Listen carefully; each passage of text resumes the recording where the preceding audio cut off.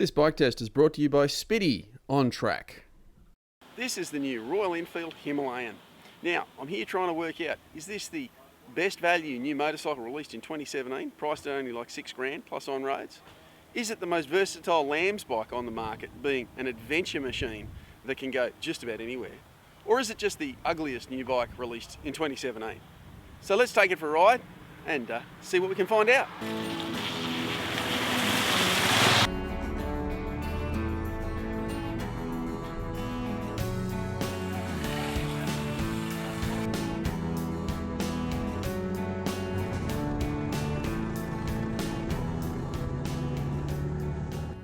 When the Royal Enfield Himalayan was announced, or Himalayan as the Indians tend to pronounce it, was announced and the photos started appearing, I thought, oh my God, what an ugly motorcycle.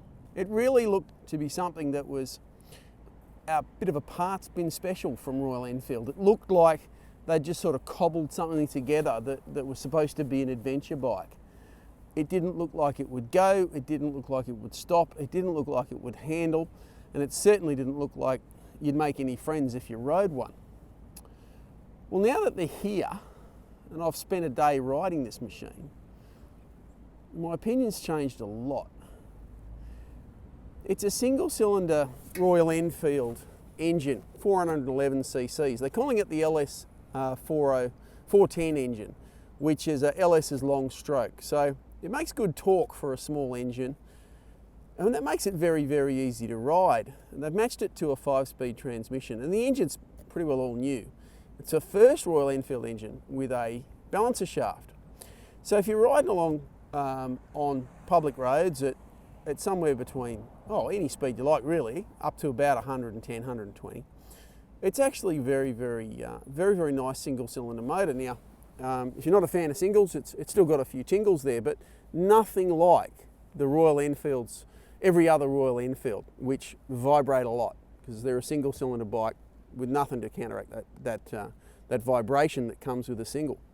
But this bike actually doesn't vibrate anywhere near as much, and it's so much nicer to ride because of that. Now, Royal Enfield have bought out the Harris design frame manufacturing organisation in the UK. And those people who used to make Grand Prix frames back in the 500cc GP days designed the chassis that goes with this. So it actually handles an awful lot better than I expected. There's 41mm forks up the front, which are more than adequate for what this bike puts out. It's the first Royal Enfield with a single shock and a linkage on the rear. So the suspension at the rear works a lot better than I would have expected. But I was right, it doesn't stop. I still don't like the front brake on it. I'd want to do some work on it if I owned that. It's got a very low seat height for a bike that can go off-road, on-road, any road, anywhere, is the idea behind the Himalayan. And in that sense, the bike succeeds very, very well. Now, the other thing that you've got to keep in mind with this bike is its price. It's around about $6,000 plus on-road costs, depending on where you live and that sort of thing. But that's the sort of credit card money. A lot of people could roll into a dealer and buy one with their credit card. And that's pretty amazing to be able to buy a brand new motorcycle that will take you just about anywhere you want to go for such a low price.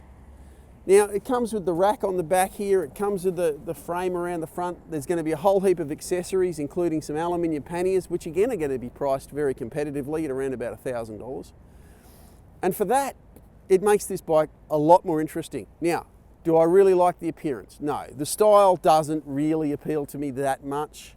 Is it an adventure bike? Well, pretty tame adventures really, compared to your standard Tenerés or GS BMWs and the KTMs, of course. So the upshot is this is a very capable motorcycle, given that really it's more of a road bike that can go off-road. But I think it will appeal to people who are looking for something in the adventure genre but want something lighter. This is only 182 kilos, which is a lot lighter than the big bore machines. But of course, this is also learner approved. It doesn't put out a lot of horsepower. It's very easy to ride.